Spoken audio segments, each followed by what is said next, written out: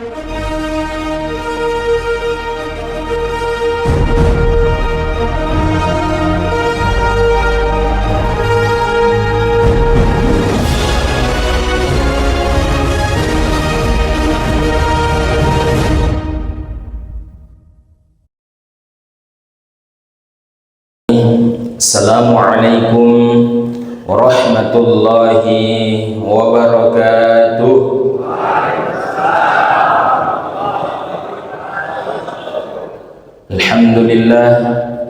Alhamdulillahilladzi an'ama 'alaina bi ni'matil iman wal islam. Asyhadu an la ilaha illallah wahdahu la syarika lah wa asyhadu anna Muhammadan 'abduhu wa rasuluh. Allahumma salli wa sallim wa karrim wa 'azim ala sayyidina wa maulana Muhammad wa ala alihi wa ashabihi ajma'in, amma ba'd. Jamaah yang dirahmati oleh Allah Subhanahu wa ta'ala, izin sedikit menyampaikan apa yang menjadi kemuliaan pada saat ini. Allah Subhanahu wa ta'ala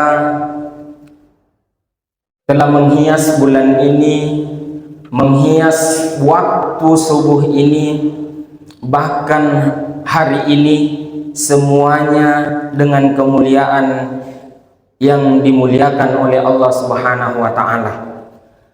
Allah Subhanahu wa ta'ala berfirman, inna iddatash syuhuri 'indallahi 12 syahran fi kitabillah yauma khalaqas samawati wal ardh minha arba'atun hurum. Di antara 4 bulan yang dimuliakan oleh Allah, Allah memilih bulan Zulqa'dah, dan sebentar lagi kita akan menjemput bulan Zulhijjah. Di situ Allah Subhanahu wa ta'ala memilih tentu dengan pertimbangan dan kemuliaan dan kelebihan fadilah yang Allah selipkan di dalamnya. Masya Allah, segala puji bagi Allah Subhanahu wa ta'ala. Tiada pujian yang paling berhak kecuali untuk Allah Subhanahu wa ta'ala. Segala nikmat, segala kekuasaan hanya milik Allah Subhanahu wa ta'ala. Ada yang tahu bahasa Arabnya? Segala kekuasaan, segala nikmat, segala pujian hanya milik Allah. Ada yang tahu? Mari kita bertalbiyah. Labbaik Allahumma labbaik la innal hamda wan ni'mata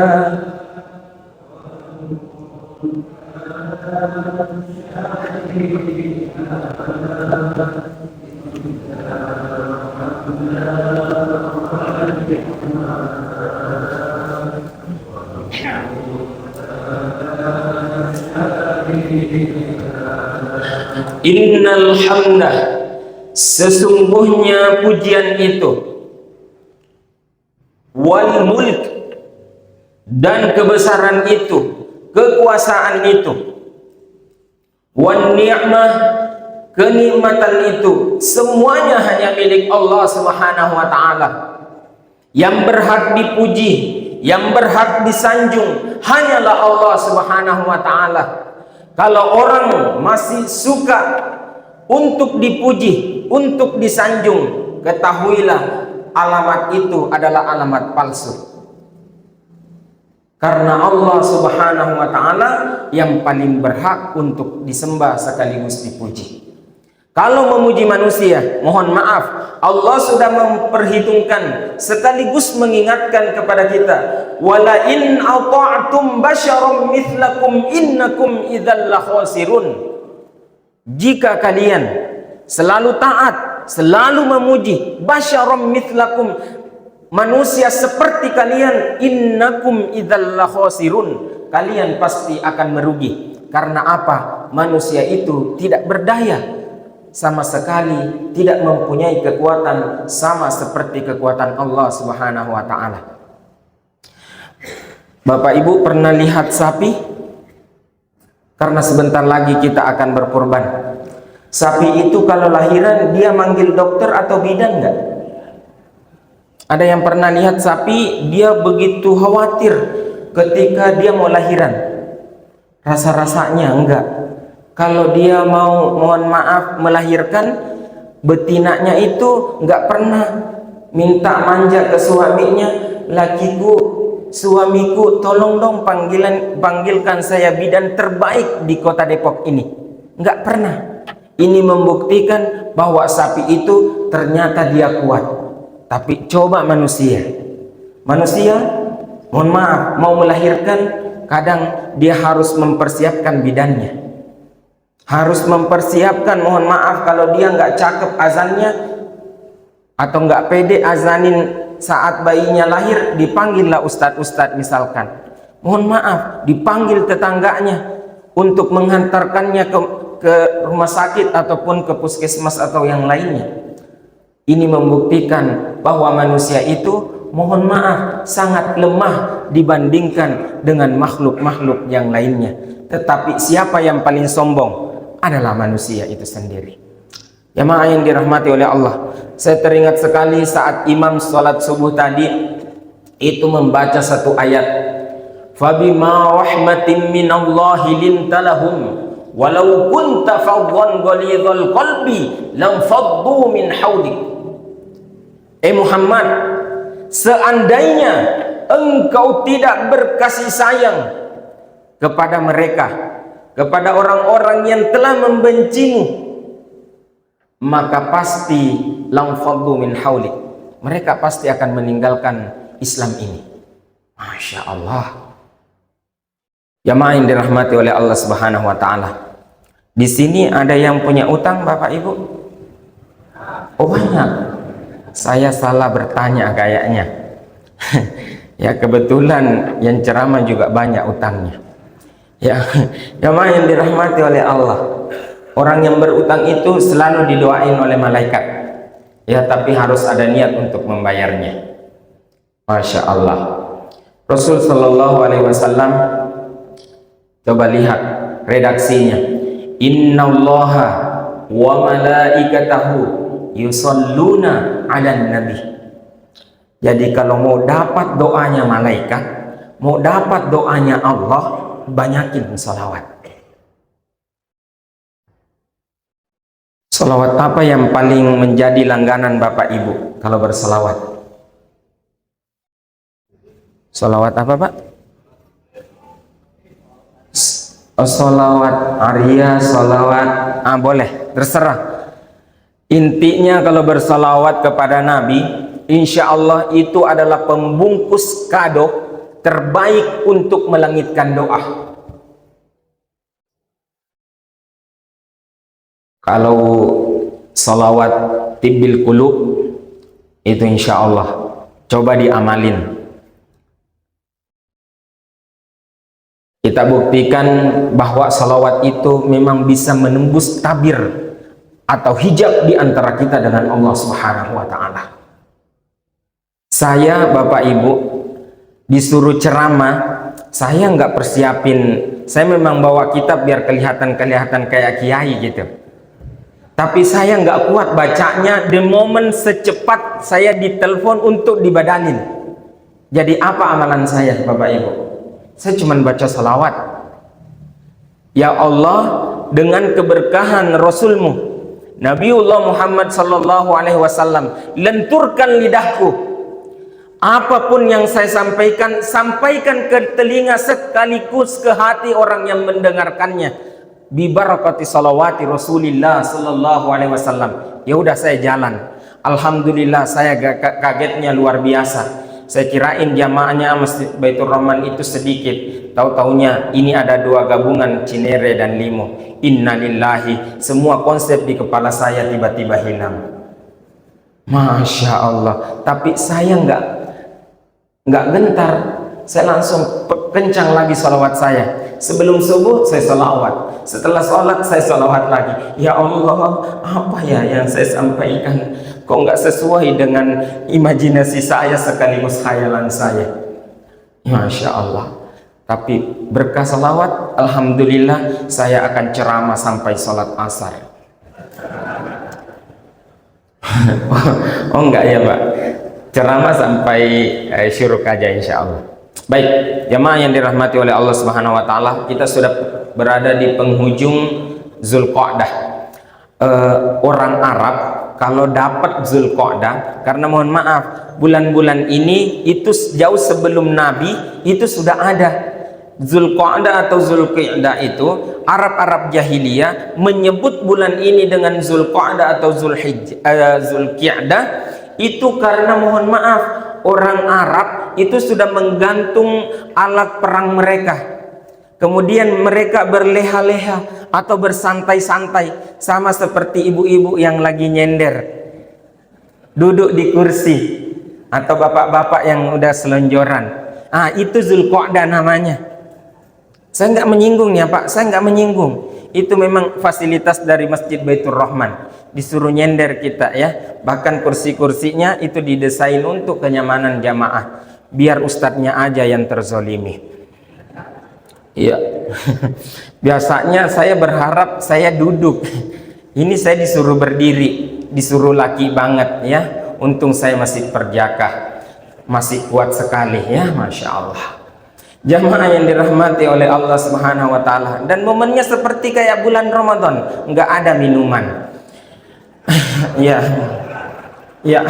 Ini saya nggak ini, karena memang Ustadz diketahui Ustadz itu nggak boleh minum berdiri. Jadi mungkin saya naginya nanti pas saya duduk ya. Jamaah yang dirahmati oleh Allah, Zulqa'dah itu dipakai untuk berleha-leha sama orang Arab. Karena dia mengetahui bahwa sebentar lagi kita akan menjemput yang namanya bulan Zulhijjah, di mana kita harus melakukan perjalanan yang jauh. Mohon maaf, jangan pernah dibayangkan orang Arab punya pesawat, belum ada. Mereka hanya mentok punya onta. Ya, jadi mereka mempersiapkan dirinya dengan menabung energi yang dimilikinya untuk menjemput panggilan Allah Subhanahu Wa Taala. Nah, ini mungkin oleh-oleh yang ingin saya sampaikan di waktu yang singkat ini, bahwa mungkin di antara kita semuanya bercita-cita dan berharap, berdoa mudah-mudahan kita bisa berhaji di tanah suci. Tapi sayang kadang terkala dengan kendala kesehatan, terkala dengan mohon maaf keuangan, sekaligus mohon maaf kita juga dikorupsi uang hajinya. Jadi semakin lama kita hajinya, dapat antrian wafat meninggal dunia. Karena mohon maaf sudah dimakan dulu, disunat dulu sama mantan itunya ya, Masya Allah. Nggak boleh ngomongin politik di masjid katanya ya, Masya Allah ya. Baik, jemaah yang dirahmati oleh Allah Subhanahu Wa Taala, makanya Rasul Shallallahu Alaihi Wasallam sudah mengetahui bahwa tidak semua di antara umat Nabi Muhammad Shallallahu Alaihi Wasallam itu mampu untuk berhaji, apalagi letak geografis antara Indonesia dengan tanah suci. Allah sudah pertimbangkan kita terlalu jauh jarak antara tempat Rasul Shallallahu Alaihi Wasallam diutus di bumi Nusantara Indonesia ini. Apa kira-kira hikmahnya? Kenapa Allah nggak mengirim, mohon maaf, Nabi dan Rasul di tanah gandul ini? Kenapa Bapak Ibu? Mohon maaf, orang-orang gandul itu baik-baik orangnya. Orang Cinere, orang Limo, dan orang sekitaran sini itu baik-baik orangnya. Buktinya saya orang Solo Pak, Sulawesi. Biar kelihatan agak keren dikit ya, tapi insya Allah ijazah saya asli kok Pak, asli saya ijazahnya pakai shot ya. Buktinya saya diterima di Istiqlal dan di Universitas PTIQ. Coba kalau nggak asli, insya Allah saya nggak ngajar ya. Baik, buktinya kenapa Nabi dan Rasul bahkan mohon maaf kayaknya mentok wali juga nggak tahu ada nggak di gandul ini. Saya belum baca sejarahnya, tapi kenapa Allah tidak mengirimkan nabi di tanah gandul? Karena Allah sudah memperlihatkan bahwa tanpa dikirimkan nabi dan rasul saja, orang gandul itu, orang Cinere itu, orang Limo itu baik-baik orangnya. Jamaah yang dirahmati oleh Allah Subhanahu wa taala. Ini hadis dari baginda Rasul sallallahu alaihi wasallam, dikatakan bahwa semua umat Nabi Muhammad menginginkan untuk berhaji, tetapi terkadang kendala itu ada di hadapan mereka. Makanya Rasul sudah memberikan isyarat sekaligus kabar gembira bahwa siapa yang tidak berhaji bisa melakukan amalan-amalan yang setidaknya itu bisa berpahala haji, tetapi bukan berarti ia tidak boleh berhaji atau meninggalkan atau menghapus rukun Islam yang kelima itu. Rasul sallallahu alaihi wasallam menyebutkan an Anas bin Malik radhiyallahu anhu qala Rasulullah sallallahu alaihi wasallam man shallal ghadata fi jama'atin thumma qa'ada yadhkurullaha hatta tatlu' asy-syams thumma shalla rak'atain kanat lahu ka ajri hajatin wa umrah. Qala wa Rasulullah sallallahu alaihi wasallam tamatin. Masya Allah, intinya kita sudah berpahala haji, Pak. Ya, siapa yang sholat subuh, kemudian sholat subuhnya itu berjamaah. Kalau berjamaah mah insya Allah di masjid, ya, jangan di gereja, ya, karena lagi tren juga ini. Orang lebih suka jagain gereja daripada jaga masjid, ya, Masya Allah. Kemudian duduk berzikir. Nah, duduk berzikirnya kita ini hari ini Bapak Ibu, itu semuanya insya Allah mendapatkan ampunan dan doa dari malaikat. Pernah suatu ketika ada sahabat yang iseng nanya begini kepada Rasul, walaupun dia ngantuk ya Rasul, walaupun dia mohon maaf dia ngegosip juga di belakang. Saya pernah ceramah di BSD Bapak Ibu, Masya Allah, begitu saya salam dia juga memulai ceramahnya di belakang. Masya Allah, ternyata ibu-ibu ini jago ceramah, ya, jago ceramah ibu-ibu itu. Ternyata di Masjid Baitur Rahman ibunya diam-diam.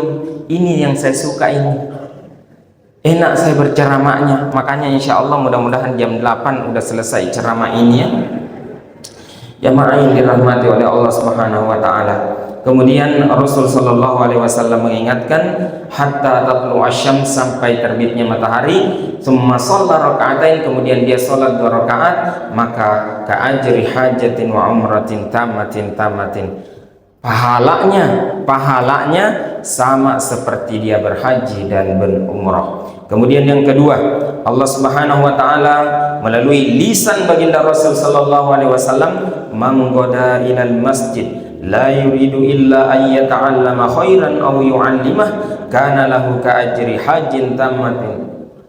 Masya Allah. Jadi siapa yang keluar dari rumahnya pergi ke masjid kemudian dengan niat untuk mempelajari satu kebaikan dan mengajarkannya, maka baginya pahala seperti pahala orang yang berhaji. Itu kedua. Kemudian kita percepat aja. Kemudian yang ketiga, pahala yang setara pahalanya dengan haji adalah an Ibni Abbasin radhiyallahu anhuma anna Rasulullah sallallahu alaihi wasallam qala li imratin minal ansar fa idza jaa ramadan fa'tamiri fa idza umratan fihi ta'dilu hajjah wa fi riwayatin hajjah ma'i. Jadi siapa yang berumrah di bulan suci Ramadan, itu umrohnya sama seperti timbangan pahala haji. Semoga kita dimampukan oleh Allah, dibukakan rezeki yang halal, yang melimpah berkah. Insya Allah kita bisa berumroh di bulan Ramadan, maka pahalanya sama seperti dengan pahala haji. Kemudian pahala berikutnya adalah ja'a rajulun ila Rasulillah sallallahu alaihi wasallam faqala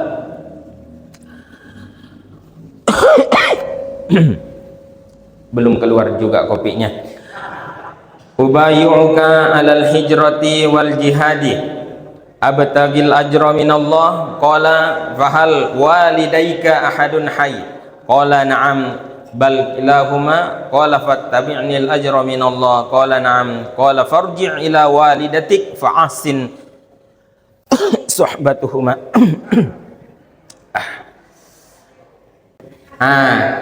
Syekh Mutawalli Sya'rawi, dan ternyata Rasul sallallahu alaihi wasallam itu mengingatkan, mengajarkan kepada kita, kalau minum itu biar air yang masuk ke dalam tubuh kita itu enggak, selama air itu masih ada, belum pipis bahasanya, belum dikeluarin melalui urin ataupun keringat, itu kalau mengamalkan satu amalan ini maka syaitan tidak akan pernah bisa mengganggu kita.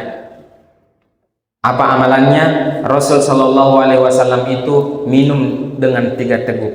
Dimulai dengan bismillah, kemudian diakhiri dengan alhamdulillah. Bismillah, alhamdulillah. Bismillah, alhamdulillah. Bismillah, alhamdulillah. Jamaah yang dirahmati oleh Allah Subhanahu wa taala, jadi mengurai tentang pahala yang sederajat bahkan setara dengan haji ini banyak sekali dari Rasul sallallahu alaihi wasallam. Ini memberikan peringatan sekaligus kabar gembira kepada kita bahwa Islam itu sangat mudah dan sangat-sangat menjunjung bagaimana kemuliaan dan kelembutan, kemudahan di dalam berislam. Masya Allah. Tadi saya sempat dibisik oleh guru saya, Ustadz Dr. Kiai Haji Nisin Mursani, ya, Masya Allah. Beliau ini sahabat langit saya, ya. Karena sering ketemu tapi baru hari ini sok akrab sekali, ya. Dan saya memang mohon maaf, saya pernah terdampar di kampung beliau. Jadi mohon maaf sedikit bercerita, saya ini mantan marbot di Musolla Nurul Hikmah di dekat ini Pak, lapangan gantungnya apa namanya? Yang sini, yang ada kober. Nah, saya marbot di situ kurang lebih 4 tahun. Sampai saya selesai S1, ada orang Bugis, orang Sulawesi, nggak usah saya sebut namanya, langsung mengusir saya. Ahmad, kamu keluar. Ngapain sarjana tapi masih jadi marbot musola? Kata saya, jamaahnya masih cinta sama saya, Pak. Alasan katanya. Akhirnya ternyata Baitur Rahman juga udah jatuh cinta sama saya pada saat itu. Tetapi mohon maaf, saya sudah tahu di sini udah ada Pak Andi orang Sulawesi, Ustadz Murni orang Sulawesi. Khawatir ini negara seperti orang yang Solo itu, anaknya, mantunya semuanya mau dikuasain. Ya, jadi saya nggak terima Baitur Rahman. Akhirnya saya terdampar di Masjid An-Nur. Tapi alhamdulillahnya saya bisa ceramah di Baitur Rahman. Coba kalau saya terima Baitur Rahman, kemungkinan saya nggak bisa ke An-Nur. Jamaah yang dirahmati oleh Allah Subhanahu wa taala. Jadi ingin mengabarkan bahwa Rasul itu sangat cinta sama kita. Tinggal bagaimana kita mohon maaf untuk terus membangkitkan kecintaan kita juga kepada baginda Rasul. Terakhir tadi ada sedikit pertanyaan mengatakan bahwa sebentar lagi kita akan berkurban. Bagaimana hukumnya satu sapi untuk 7 orang? Saya membaca satu hadis dari baginda Rasul Shallallahu Alaihi Wasallam, biar nggak disebut dengan ngomong doang. Ini hadisnya dari Jabir bin Abdullah radhiyallahu anhu. Naharna ma'a Rasulillah sallallahu alaihi wasallam amal Hudaybiyah al-badanata an sab'atin wal baqarata an sab'atin. Kami menyembelih bersama Rasul sallallahu alaihi wasallam pada tahun Hudaybiyah seekor unta untuk 7 orang dan seekor sapi untuk 7 orang. Jadi terus pertanyaannya tadi mengatakan bahwa apakah karena kita sudah bertujuh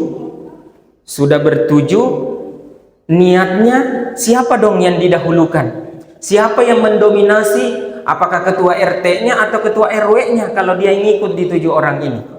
Allah Subhanahu wa taala mengingatkan di ayat yang lain, la yanalallaha luhumuha wala dima'uha walakin yanaluhut taqwa minkum. Dari ayat ini kita bisa menjelaskan bahwa yang sampai itu bukan persoalan 7 orangnya, bukan karena sapinya, bukan karena domba atau kambingnya, tetapi yanalu taqwa minkum, ketakwaan dan kejernihan niat kita. Mungkin cukup sekian dari saya, mohon maaf atas segala kekurangan. Saya tadi memang nggak dibisik oleh MC, saya harus ceramah sampai kapan, jadi saya mohon maaf kalau offside ya. Oh maaf, mohon maaf, masih ada. Baik. Baik.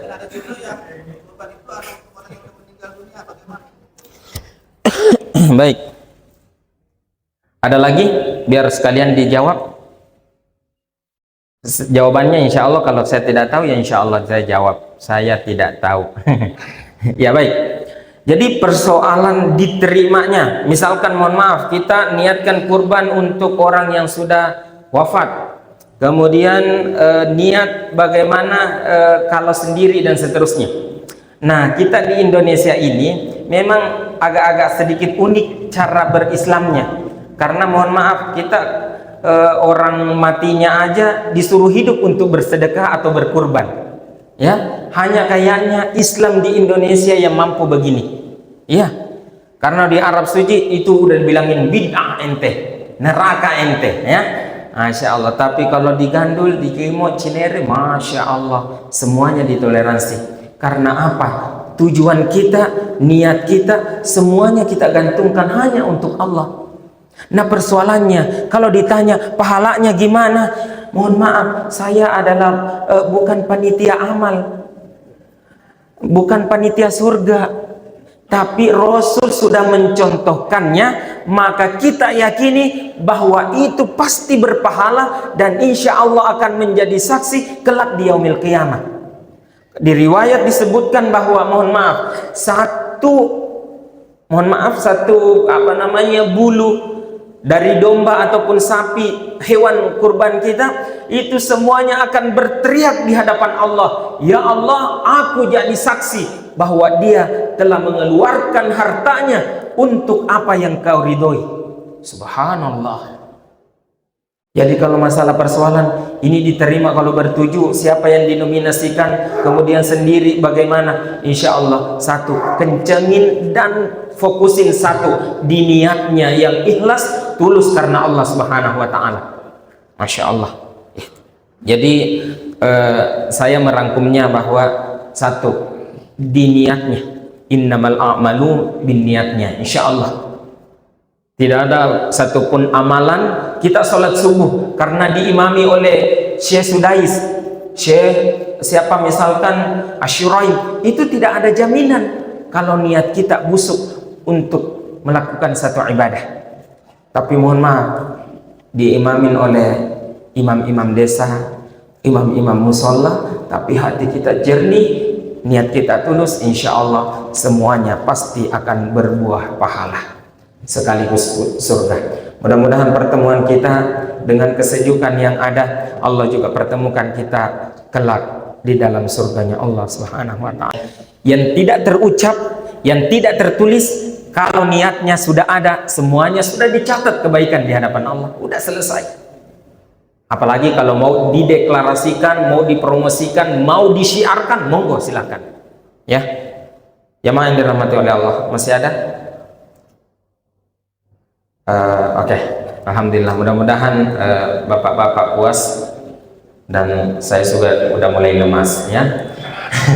Jamaah yang dirahmati oleh Allah, kita berdoa sejenak, mudah-mudahan apa yang disampaikan, apa yang didengar bisa diamalkan. Semoga Allah Subhanahu wa ta'ala merahmati kita semuanya. Astaghfirullahaladzim, astaghfirullahaladzim. A'udzubillahi minasyaitonirrajim. Bismillahirrahmanirrahim. Alhamdulillahi rabbil alamin, hamdan na'imin, hamdan syakirin, hamdan yuafi ni'amahu wa yukafi'u mazidah. Ya Rabbana lakal hamdu wa lakal syukur kama yanbaghi li jalali wajhikal karim wa azimi sultanik. Allahumma salli wa sallim ala sayyidina Muhammad wa ala ali sayyidina Muhammad salatan tunjina biha min jami'il ahwali wal afat. وتقضي لنا بها جميع الحاجات وتطهرنا بها من جميع السيئات وترفعنا بها إنك على الدرجات وتبلغنا بها أقصى الغايات في الحياة وبعد الممات. اللهم فقهنا في الدين وعلمنا التأويل. اللهم يا مفهم سليمان فهمنا برحمتك يا أرحم الراحمين. ربنا آتنا في الدنيا حسنة وفي الآخرة حسنة وقنا عذاب النار. صلى الله على سيدنا محمد والحمد لله رب العالمين. Assalamualaikum warahmatullahi wabarakatuh.